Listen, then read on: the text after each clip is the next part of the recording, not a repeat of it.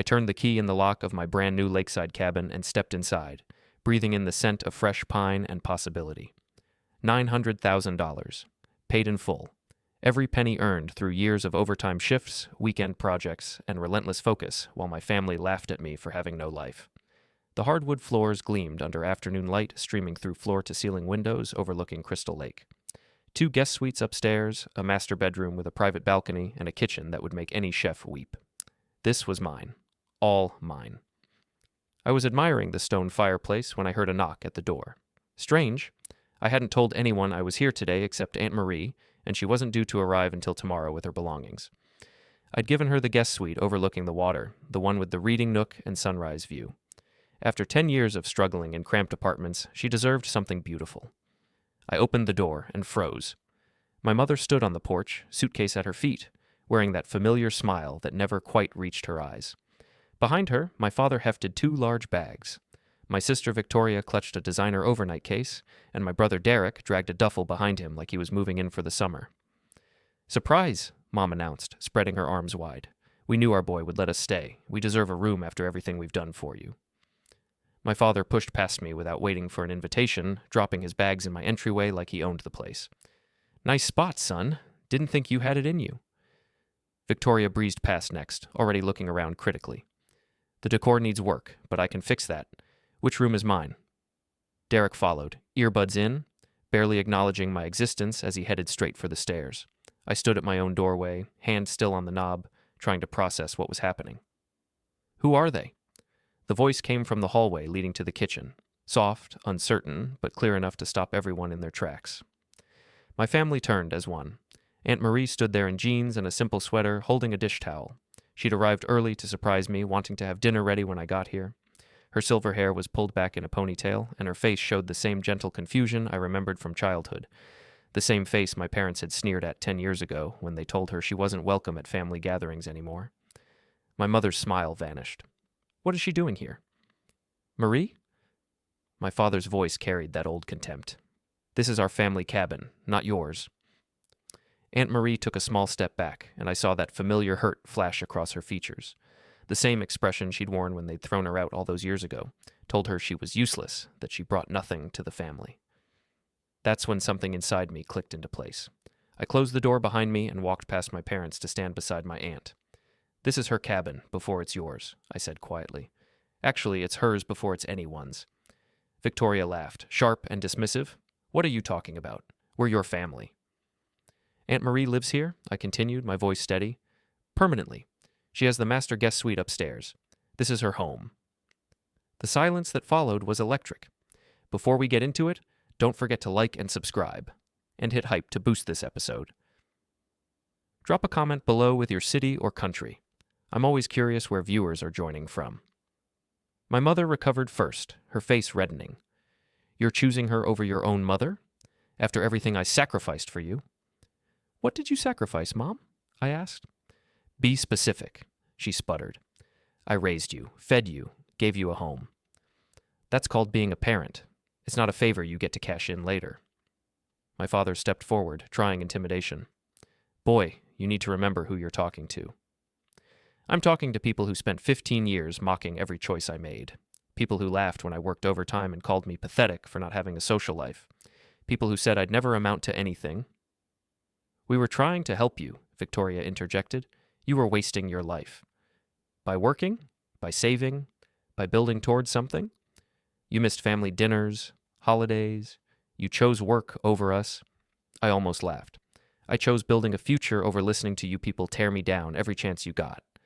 The memories came flooding back as I stood there, my family invading my space just like they'd invaded every moment of peace I'd ever tried to claim. I was 22 when I got my first real job as a junior network administrator at a tech startup. The pay wasn't amazing, but it had potential. I'd been so proud, so excited to tell my family at Sunday dinner. "Network administration," my father had said, barely looking up from his steak.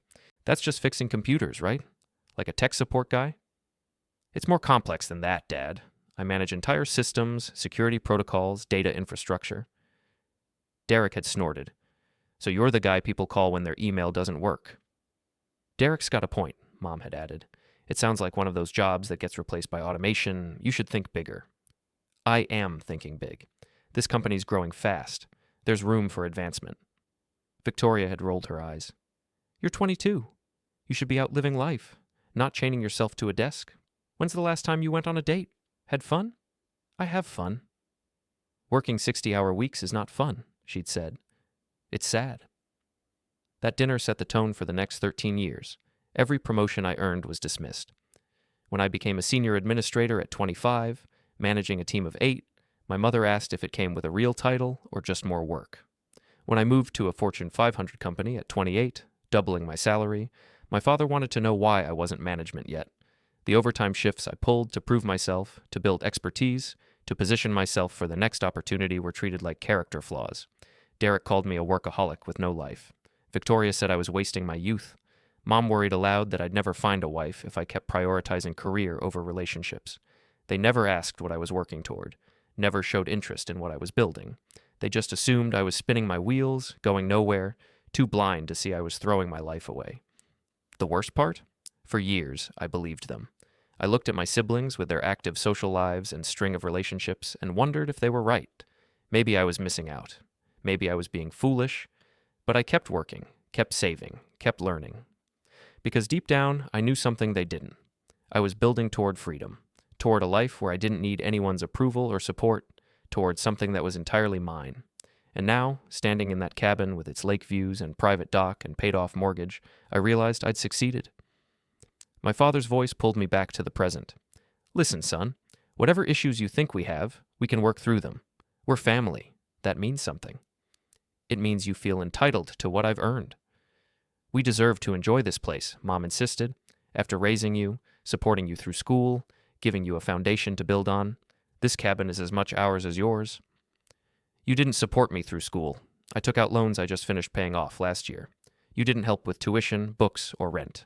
I worked 2 jobs while taking a full course load. We gave you a place to live summers, she countered, and charged me rent.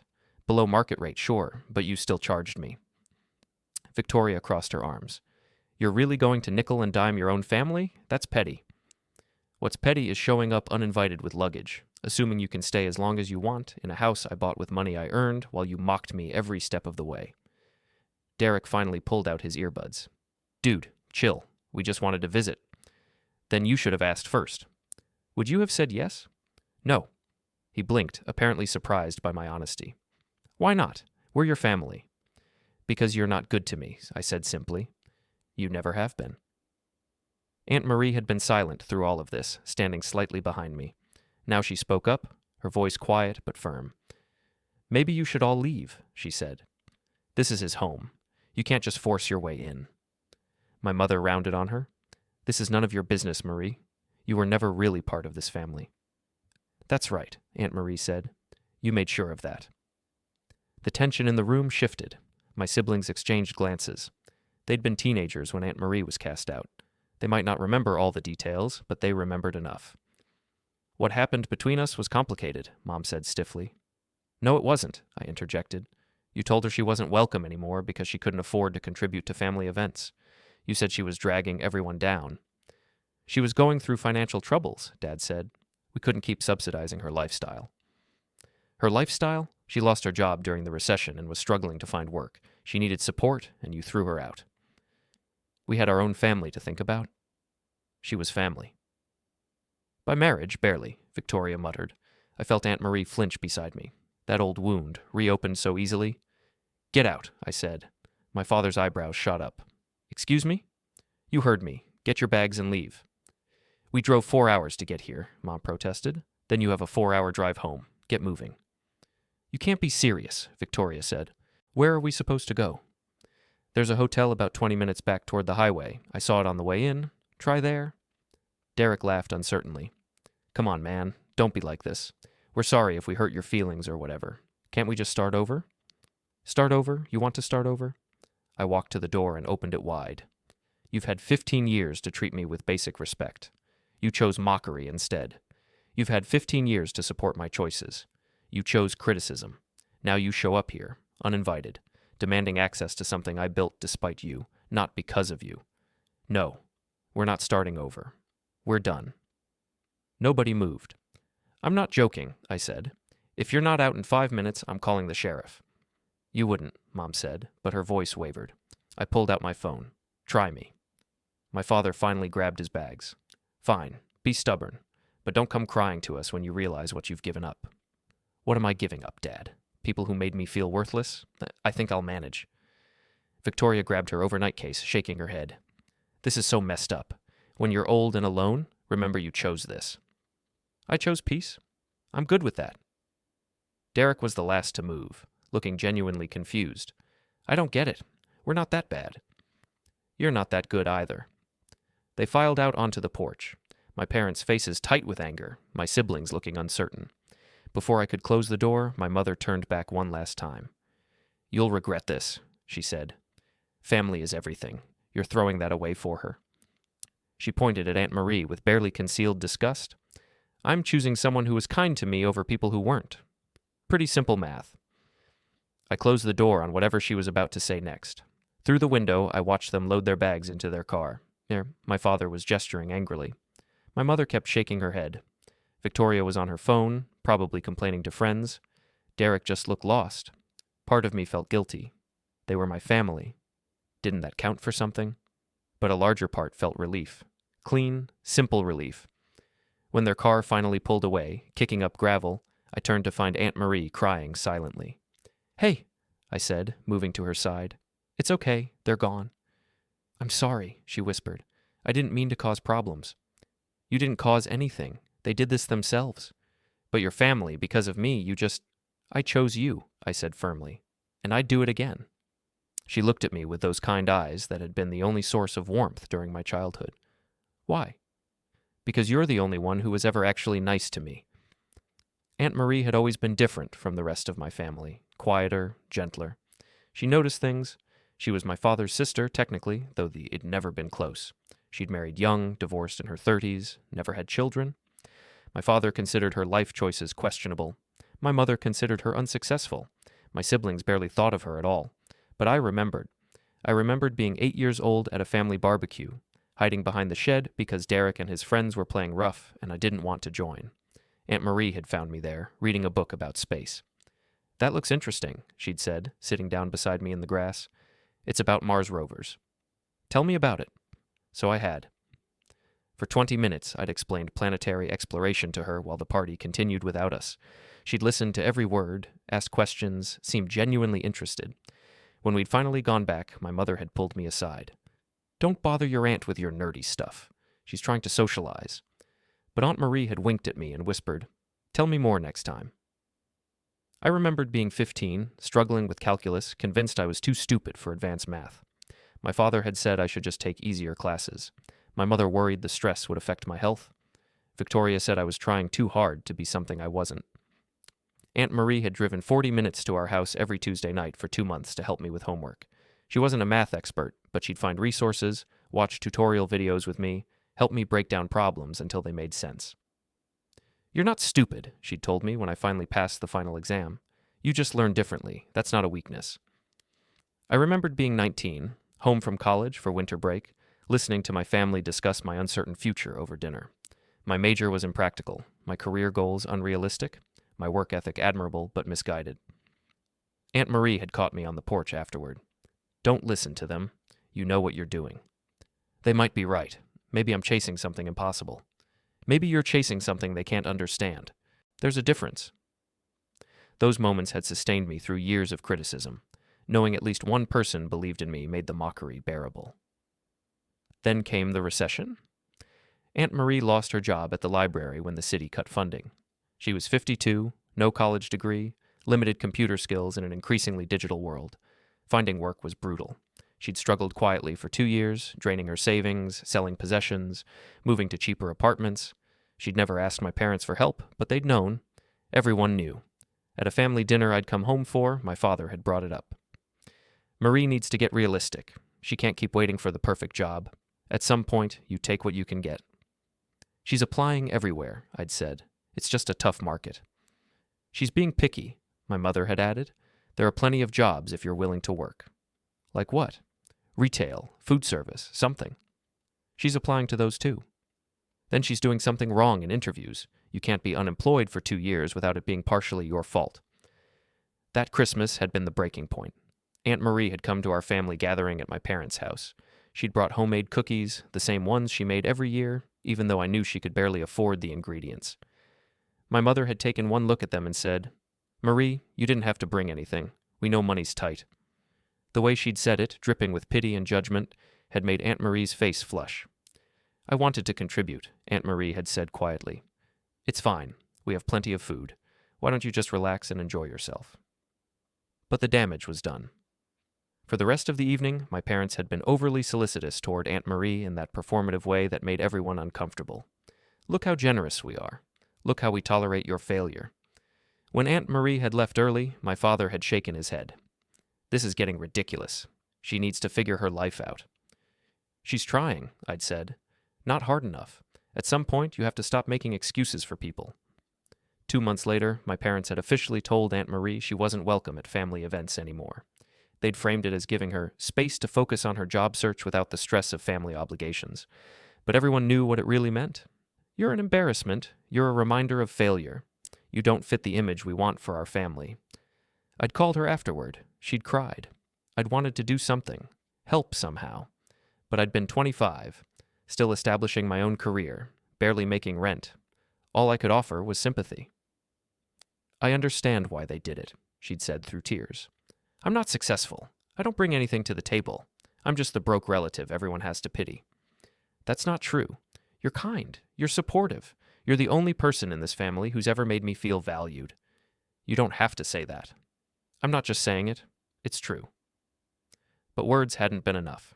She'd spent the next decade struggling alone while I climbed the career ladder, always intending to help her once I had more stability, more resources, more time. 3 months ago, I'd finally had all three. I'd called her out of the blue. "Aunt Marie, I need to ask you something." "Of course. What's wrong?" "Nothing's wrong. I'm buying a house. Well, a cabin. On a lake. It has 2 guest suites." "That's wonderful. I want you to take one of them, permanently." Silence. "Marie? I don't understand." "I want you to live with me. No rent, no timeline, just a place that's yours for as long as you want it." "I can't accept that." "Why not?" "It's too much. You've worked hard for this. You don't need me taking up space." "I'm not offering out of obligation. I'm offering because I want you there, because you're the only family member who's ever actually felt like family." She'd cried then, just like she'd cried all those years ago when my parents had cast her out. But these were different tears. "Are you sure?" she'd whispered. "I've never been more sure of anything." Now, standing in that cabin with my biological family's tire tracks still fresh in the gravel driveway, I watched Aunt Marie wipe her eyes. "You shouldn't have done that," she said. "They're your parents, your siblings, and you're my family, the family that matters. They'll never forgive you." "Good. I don't want their forgiveness. I want peace." She looked around the cabin, at the beautiful space that was now her home, and fresh tears spilled over. "No one's ever chosen me before." I put my arm around her shoulders. "Then it's about time someone did." We spent the rest of that afternoon settling her in properly. Her room had already been prepared, the one with the best view of the lake and the mountains beyond. I'd furnished it with a comfortable reading chair, good lighting, and a bookshelf I knew she'd fill with the books she'd been storing in boxes for years. "This is too much," she kept saying. "It's exactly right," I kept replying. By evening, we sat on the back deck watching the sun set over Crystal Lake. The water reflected gold and orange, and the mountains stood dark against the fading sky. It was perfectly quiet except for the lap of water against the dock and the occasional call of a bird. My phone buzzed. Text messages from my family flooding in now that they'd had time to process what happened. "Mom, how could you do this to us? We're your family." "Dad, you're being manipulated. Marie always played victim. Open your eyes." "Victoria, this is so selfish. We deserve to be part of your success." "Derek, dude, seriously? You're really going to cut us off over one visit?" I showed the messages to Aunt Marie.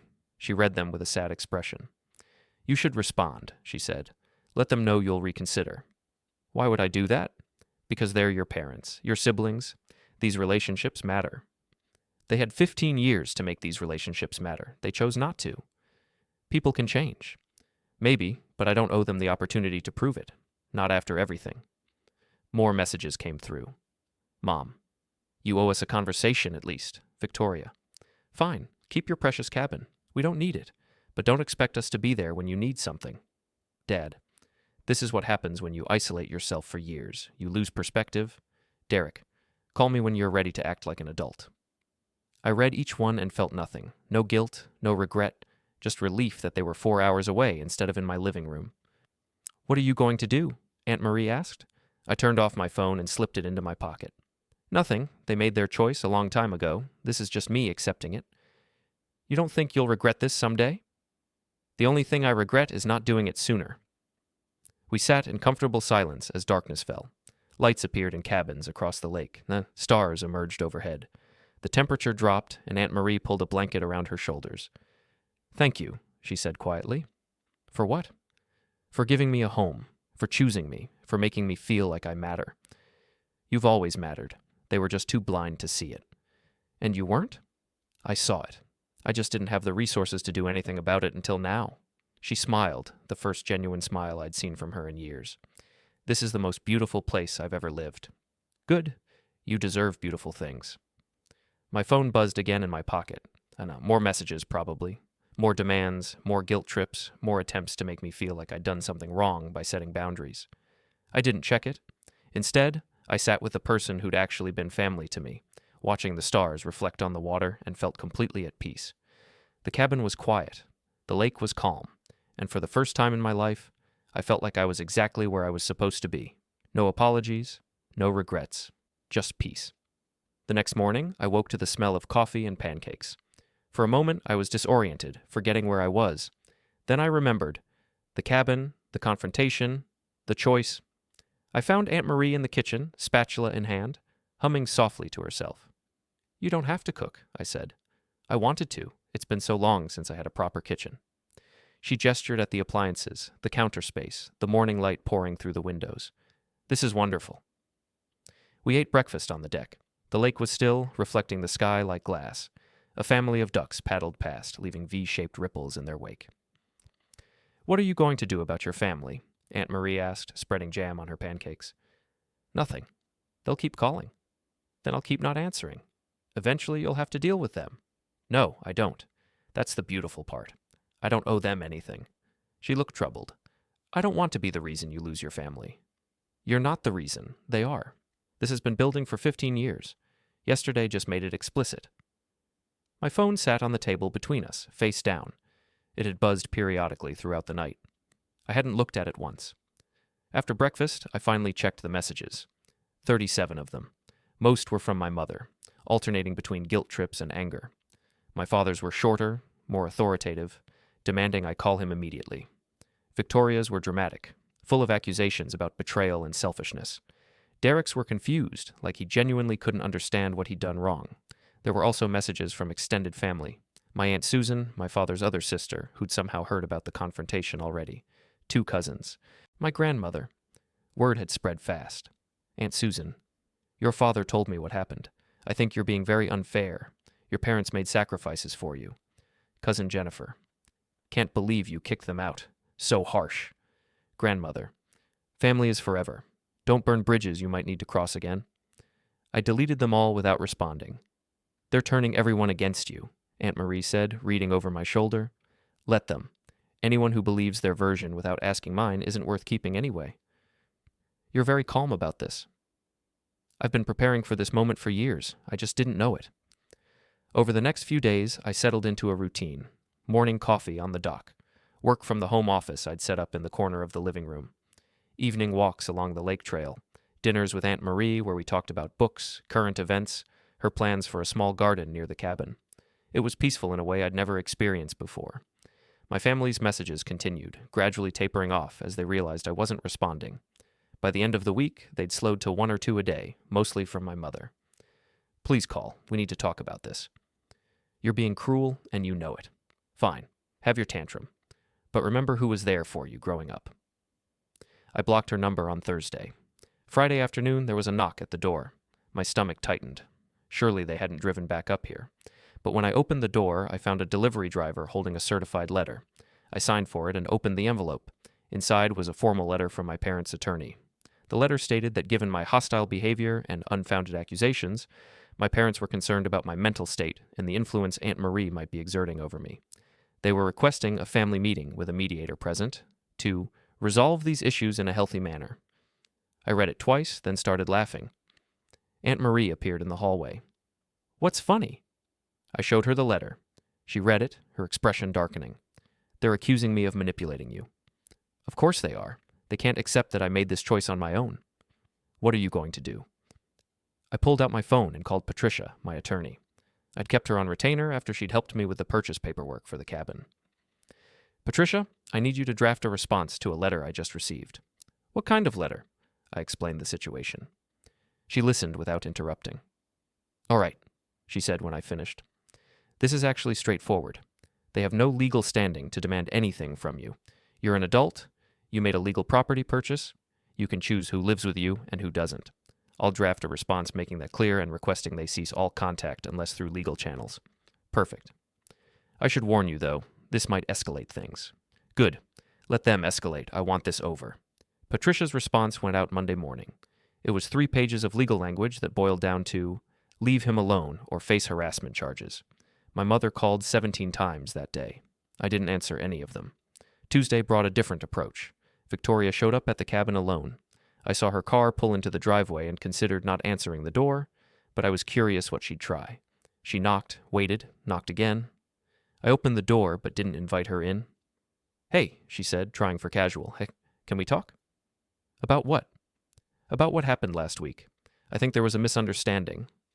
"No misunderstanding. You showed up uninvited. I asked you to leave. You left. But the way you did it was so harsh, so final. It was clear. There's a difference." She shifted her weight, uncomfortable. "Look, I know we haven't always been the most supportive, but we're family. That has to count for something." "Why?" "What do you mean, why?" "Because we're related. Because we grew up together. Because Mom and Dad raised you." "Mom and Dad did the legal minimum required of parents. You and Derek made my childhood difficult. Being related doesn't erase that." "We were kids." "You were in your 20s the last time you mocked me for working too much. Derek was 26 when he called me pathetic for not having hobbies. Mom was 60 when she said my career was a waste of time. When exactly does the kid excuse expire?" She had no answer for that. "Victoria, what do you really want?" "I want my brother back." "You never had me to begin with. You had someone you felt comfortable criticizing. That's different." "That's not fair." "It's completely fair. Name one time in the last 10 years you said something genuinely supportive about my life choices." She opened her mouth, closed it, thought. "I complimented your apartment when you moved to the new place." "Oh, you said it was better than the old one, but still too small for the rent." "That's not a compliment." "I was trying to help you negotiate better next time." "I didn't ask for help. I was happy with my choice." She looked frustrated. "This is impossible. You're twisting everything." "I'm being accurate. There's a difference." "Fine. You want an apology?" "I'm sorry. We're all sorry. Can we move past this now?" "No." "Why not?" "Because you're not actually sorry. You're sorry I set boundaries. You're sorry you don't have access to this cabin. You're sorry the family image is fractured. But you're not sorry for 15 years of making me feel worthless." "That's not what we did. It's exactly what you did, and the fact that you can't even see it proves my point." Tears welled up in her eyes. Whether they were genuine or performative, I couldn't tell. "You really hate us that much?" "I don't hate you. I just don't want you in my life. There's no difference." "There's a huge difference. Hate requires caring. I'm indifferent." That seemed to hit harder than anything else I'd said. She stared at me like I'd struck her. "Indifferent," she repeated. "You're strangers who happen to share my DNA. That's all." "What about Mom? You're really going to cut her out completely?" "She's your mother. She's the woman who gave birth to me and then spent 35 years making me feel inadequate. Those are facts, not feelings. She loves you." Then she has a strange way of showing it. Victoria wiped her eyes. "You've changed. You're not the person I remember." "You never knew the person I was. You knew the person you wanted me to be." She turned to leave, then stopped. "Aunt Marie really did a number on you." "Aunt Marie was kind to me. If that seems manipulative to you, it says more about your family dynamics than anything else." She got in her car without another word. I watched her drive away and felt nothing. Aunt Marie had observed the entire exchange from the kitchen window. When I came back inside, she looked shaken. That was difficult to watch, she said. It needed to happen. She was crying. She was performing. You don't know that. I know them. Tears are strategy. They always have been. She sat at the kitchen table, hands wrapped around her coffee mug. I worry you're going to regret this. Why do you keep saying that? Because I regret the distance between me and your father. Because estrangement is painful, even when it's necessary. Because someday they might change, and you'll have burned the bridge. I sat across from her. Did my father ever apologize to you? For casting you out? For making you feel worthless? She was quiet for a long moment. No. Did he ever reach out to check on you during those 10 years? Once, to tell me grandmother had passed away. Did he invite you to the funeral? He said it might be better if I didn't come, to avoid awkwardness. And you think these are people worth reconciling with? They're your family. So are you, and I choose you. She reached across the table and squeezed my hand. Thank you for that. You don't have to thank me for basic decency. In this family, basic decency is rare enough to warrant thanks. We both smiled at that, sad but true. The rest of the week passed quietly. No more visitors, no more letters, just life at the lake. I worked. Aunt Marie started her garden. We cooked together, read on the dock, watched sunsets. It was the most peaceful I'd ever felt. 2 weeks after the initial confrontation, my phone rang from an unknown number. I almost didn't answer, but something made me pick up. Hello? Is this the residence of the Holbrook cabin? A professional voice, female. Speaking. This is Deputy Stevens from the Lake County Sheriff's Office. We received a wellness check request for a Marie Holbrook. Is she available? My blood ran cold. A wellness check? From who? The request came from her brother, stating he hadn't heard from her in some time and was concerned for her safety. Of course, my father was escalating. She's fine. She's here with me. I still need to verify that in person. It's protocol. Of course. When will you be here? I'm actually at your driveway right now. I looked out the window and saw the patrol car. I'll be right out. I found Aunt Marie in the garden and explained the situation. She looked terrified. They're accusing you of holding me against my will? They're trying to force contact. Come on, let's clear this up.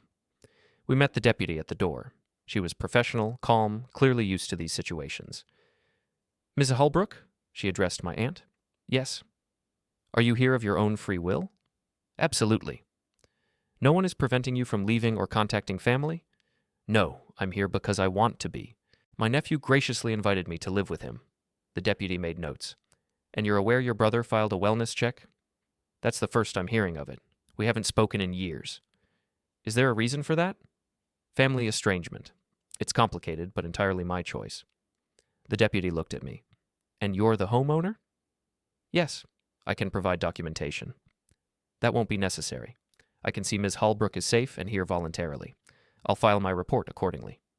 She started to leave, then paused. For what it's worth, these family disputes are more common than you'd think. Set your boundaries and stick to them, and that's my unofficial advice. Thank you. After she left, Aunt Marie sank onto the couch. They're not going to stop. Probably not. What are we going to do? Document everything, keep records, and live our lives. That evening I called Patricia again. They filed a false wellness check. That's harassment. We can use that. Use it how? I can draft a formal cease and desist with teeth. If they continue this pattern of behavior, we have grounds for a restraining order. Do it.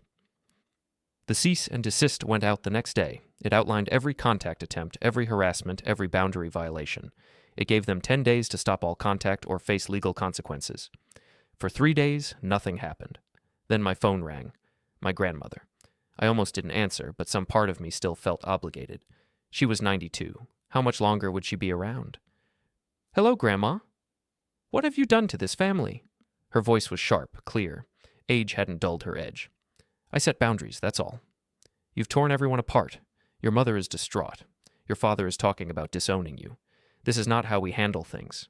How do we handle things, Grandma? We talk, we forgive, we stay together no matter what. Even when that togetherness is harmful? Family is never harmful. Family is everything. That's a nice sentiment. It's not true, but it's nice. Don't be disrespectful. I'm not. I'm being honest. This family has been harmful to me for my entire adult life. I'm removing myself from that harm. Because of Marie. That woman has poisoned your mind. Aunt Marie has been nothing but kind to me. If kindness seems like poison to you, that explains a lot about this family. She's always been trouble, jealous, manipulative. Your father tried to help her, and she threw it back in his face. Dad didn't help her. He cast her out when she was struggling. He set boundaries, which is apparently something you understand now. The difference is, Dad's boundaries were about control, mine are about protection. You're making a terrible mistake. When you're old and alone, you'll regret this. I'm not alone. I have someone who actually cares about me. She's using you. For what? I'm the one who invited her. I'm the one who offered her a home. What exactly is she using me for? Silence. Grandma, I love you, but I'm not changing my mind. If you want to be part of my life, you need to respect my choices. That includes respecting Aunt Marie. I will not have that woman at family gatherings. Then you won't see me at family gatherings. Your choice. She hung up without saying goodbye. I stared at the phone, feeling a strange mixture of sadness and relief. Aunt Marie appeared in the doorway. Your grandmother? Yeah. What did she say? The same things everyone else has said. I'm making a mistake. You're manipulating me. Family is everything. Maybe she's right. Maybe I should leave. Don't even think about it. You're staying right here. But if I'm causing problems, you're not causing anything. They're revealing who they've always been. There's a difference. She looked at me with those kind, sad eyes. I never wanted this for you. I know. But this is the consequence of their choices, not yours. That night, we sat on the dock under the stars. The lake was perfectly still. The air smelled like pine and water. Do you think you'll ever reconcile with them? Aunt Marie asked. Honestly, I don't know. Maybe someday if they genuinely change. But I'm not holding my breath. What if they never change? Then I'll have a peaceful life without them. I'm okay with that. She leaned her head on my shoulder. Thank you for choosing me. Thank you for being worth choosing. We sat in silence for a while. Then she spoke again, her voice thoughtful. Can I tell you something I never told anyone? Of course. When your father cast me out, I thought about ending things. I was so tired, so ashamed, so convinced I was the failure everyone said I was. My chest tightened. Aunt Marie. I didn't do it, obviously, but I thought about it. And the only thing that stopped me was remembering you at that family dinner, the last one I attended. You sat next to me the whole time. You asked about my job search. You told me about your work. You treated me like I mattered when everyone else treated me like furniture. I didn't know what to say. That small kindness saved my life. You didn't know it then, but it did. And every year after that, when things got really dark, I remembered that someone had seen me as human. Someone had cared. Tears burned my eyes. I'm sorry I didn't do more. You did enough. You gave me hope, and now you've given me a home. You've given me dignity. You've given me a reason to keep going. You always had value. They just couldn't see it. Neither could I. Not until now. We held hands in the darkness, two people who'd been cast aside by the same family, now building something better together. The next morning brought unexpected news. An email from my father's attorney, not to me, but forwarded by Patricia. My parents were threatening to contest the cabin ownership, claiming they had contributed financially to my education and career development, and therefore had a partial stake in my assets. I read it twice, then called Patricia. Can they actually do this? They can try. They won't win. You have documentation of student loans you paid yourself, rental agreements showing you paid them market rate when living at home, tax records showing independent financial status for 15 years. They have no case. So why are they doing it? Intimidation, punishment. They're hoping you'll cave to avoid the legal hassle. I'm not caving. Good. I'll draft a response that makes our position clear. This will go nowhere. But it rattled me. The idea that they'd try to take the one thing I'd built entirely on my own felt like a violation. Aunt Marie found me on the deck, staring at the lake without seeing it. What happened? I showed her the email. Her face went pale. They're trying to take the cabin? They're trying to intimidate me. It won't work. Maybe you should just give them what they want. Let them visit sometimes. Make peace? No. But if they're going to make your life difficult, let them try. I have documentation. I have records. I have proof of every penny I earned and every choice I made. They have nothing but entitlement.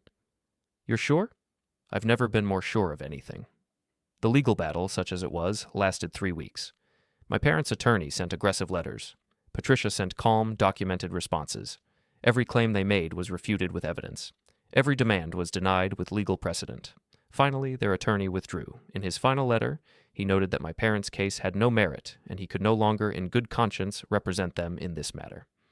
I framed that letter and hung it in my office, but the victory felt hollow. Not because I doubted my choice, but because it confirmed what I'd always known. My parents cared more about control than connection.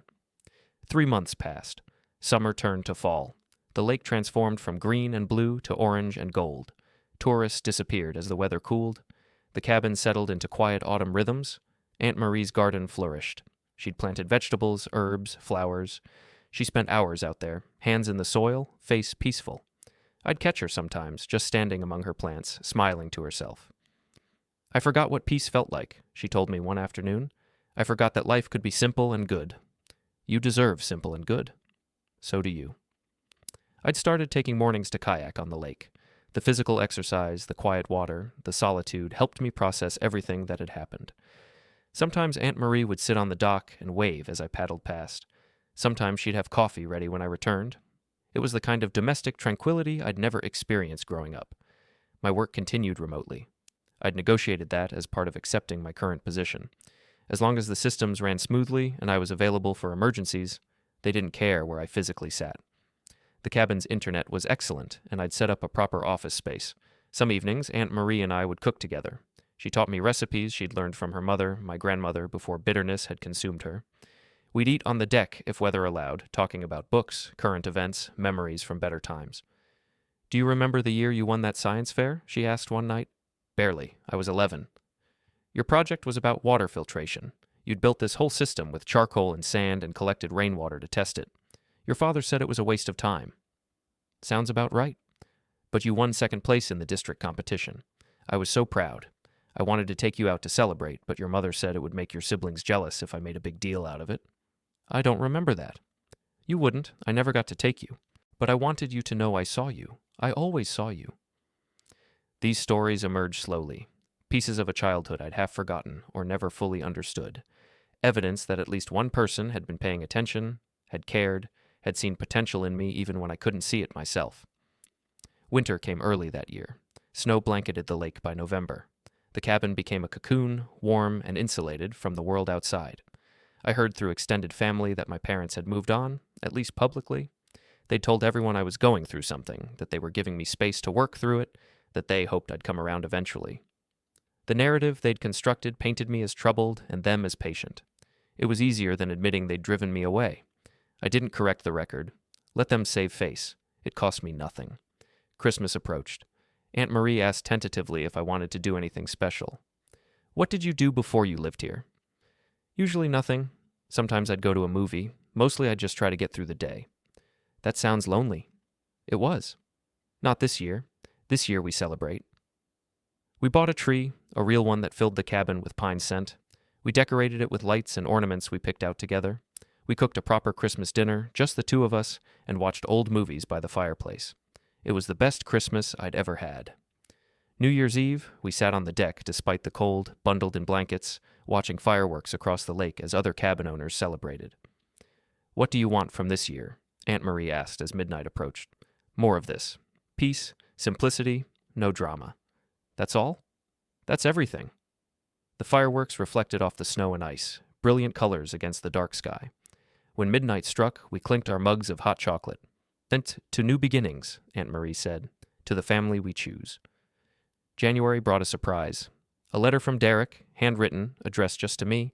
I almost threw it away without reading it. But curiosity won. "Hey, I know we're not talking. I know you probably don't want to hear from me. But I wanted to say something without Mom and Dad knowing. I get it now. I didn't before, but I do now. I moved in with my girlfriend last month. I was so excited to tell the family."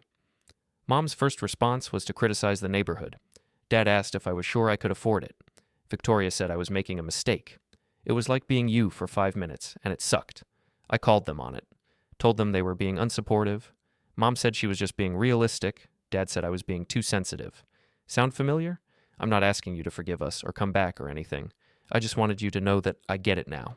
What you dealt with, why you left. I'm sorry I was part of it. I'm sorry I didn't see it sooner. If you ever want to talk, my number's the same. Derek. I read it 3 times. Then I showed it to Aunt Marie. "Are you going to respond?" she asked. "I don't know. Part of me wants to. Part of me thinks it's too little, too late. What does your gut say? I thought about it. Really thought about it. My gut says he's genuine, but one apology doesn't erase 15 years. No, it doesn't, but maybe it's a start. Maybe. I put the letter in a drawer. I didn't respond, but I didn't throw it away either. 2 weeks later, Derek showed up at the cabin. No warning, no call ahead. Just knocked on the door on a Saturday morning. I opened it to find him standing there, hands in pockets, looking uncertain. "Hey," he said. "Hey. I wasn't sure you'd answer. I almost didn't. Can we talk?" I considered sending him away. It would be easy. It would be safe. But something in his expression stopped me. He looked genuinely nervous, genuinely sorry. "Come in." We sat in the living room. Aunt Marie made herself scarce, retreating to her room to give us privacy. "Nice place," Derek said, looking around. "Thanks. I mean it. This is really impressive. I worked hard for it. I know. I'm sorry I never acknowledged that before." We sat in awkward silence. Then Derek spoke again. "I've been thinking a lot about what you said, about us mocking you, making you feel worthless. I didn't see it that way at the time, but you were right." "Okay. I thought we were just teasing, just being siblings. I didn't realize how much it added up, how constant it was. It was constant. I moved out 3 months ago. Being away from them, I'm seeing things differently. The way they talk about everyone, the way nothing's ever good enough, the way every conversation becomes a criticism. Welcome to clarity. Is this what it was like for you? All the time?" "Every single day." He shook his head. "I don't know how you stood it." "I didn't. That's why I'm here and they're not." "Fair." Another silence. Then Derek said, "I'm not asking to be best friends or anything. I know I don't deserve that. But maybe we could start over, just us, without them?" "Why would I do that?" "Because I'm genuinely sorry. Because I want to do better. Because I miss my brother, even though I was a terrible brother to him." I studied his face. He looked different somehow. Older, more uncertain, less arrogant. "One chance," I said finally. "You get one chance. You act like them, you're out." "That's fair. And Aunt Marie stays. She's family. She's not negotiable. I wouldn't want it any other way. She was always nice to me, too. I just didn't appreciate it." We talked for another hour. Carefully, cautiously. Testing boundaries. Building something fragile and new. When he left, he hugged me. It felt strange. We'd never been huggers. "Thank you for giving me a chance," he said. "Don't waste it." "I won't." After he drove away, Aunt Marie emerged from her room. "How did it go?" "Surprisingly okay. He seems different." "People can change, sometimes. We'll see." Over the next few months, Derek visited twice more. Each visit was easier than the last. We talked about work, relationships, life. We avoided discussing our parents unless necessary. He'd stopped attending family dinners, said he needed space. They'd apparently reacted exactly as I'd expected, calling him ungrateful and disloyal. "They're saying you corrupted me," he told me during his third visit. "Of course they are. They really can't handle anyone making independent choices, can they?" "Never could." "How did you do this for so long?" "I focused on what I could control. My work, my savings, my plans. I let them think whatever they wanted as long as they left me alone to build my own life. That's smart. That's survival." Spring arrived. The lake thawed. Birds returned. Aunt Marie's garden came back to life. Derek started bringing his girlfriend to visits. Her name was Stephanie. She was smart, funny, and took zero nonsense. When Derek slipped into old patterns of sarcastic criticism, she called him on it immediately. "See," she'd say, "that's what he's talking about. That tone. That assumption that you're the authority on everything. Stop it." And he would. He was learning. One evening, all 4 of us sat on the deck watching sunset. Stephanie asked how I'd known to buy this place. "I didn't know," I said. "I just knew I needed somewhere that was entirely mine, somewhere no one could take from me or make me feel small in." "You succeeded," she said. "This place is magic. It's peace. Same thing sometimes." Aunt Marie brought out dessert, a pie she'd made from rhubarb she'd grown herself. We ate and talked and laughed, and I realized this was what family was supposed to feel like. Chosen, supportive, kind. My parents never reached out again after the failed legal challenge. I heard through Derek that they'd essentially written me off, told people I'd cut them off unfairly, positioned themselves as victims of an ungrateful son. It didn't hurt anymore. Their narrative didn't touch me. Victoria sent a brief email in April. I saw Derek visited you. I hope you're both happy, excluding the rest of us. Just remember who was there first. I deleted it without responding. Some relationships weren't worth salvaging. Some bridges were better burned. Summer returned. A full year in the cabin. Aunt Marie had transformed from the quiet, uncertain woman who'd arrived with nothing into someone vibrant and alive. She'd started volunteering at the local library, using her old skills in a new community. She'd made friends with neighbors. She'd created a life. I can't believe it's been a year, she said one morning over coffee. Best year of my life, I replied. Mine too. No regrets? Not a single one. You? Same, Derek called that afternoon. Hey, weird question. Stephanie and I are getting married in September. Would you be my best man? I was quiet for a moment, processing. You're sure? Completely sure. You're the person who helped me see things clearly. You're the person who gave me a second chance. I can't think of anyone else I'd want standing next to me. Then yes, I'd be honored. Thank you. And, Aunt Marie's invited too. Stephanie insisted. We'll be there. Mom and Dad won't be happy. Are you inviting them? Stephanie says no. She doesn't want negative energy at our wedding. I agreed. Good for you. They're going to freak out. Let them. It's your wedding. Your choice. Thanks for that. For showing me it's okay to choose myself. Anytime. The wedding was beautiful. Small, intimate, filled with people who genuinely cared about Derek and Stephanie. Aunt Marie and I sat in the second row, and when Derek said his vows, he looked directly at me and smiled. Afterward, at the reception, several relatives approached me. Some were hostile, asking why I'd torn the family apart. Others were curious, wanting to understand my perspective. A few were sympathetic, quietly admitting they understood more than they could say publicly.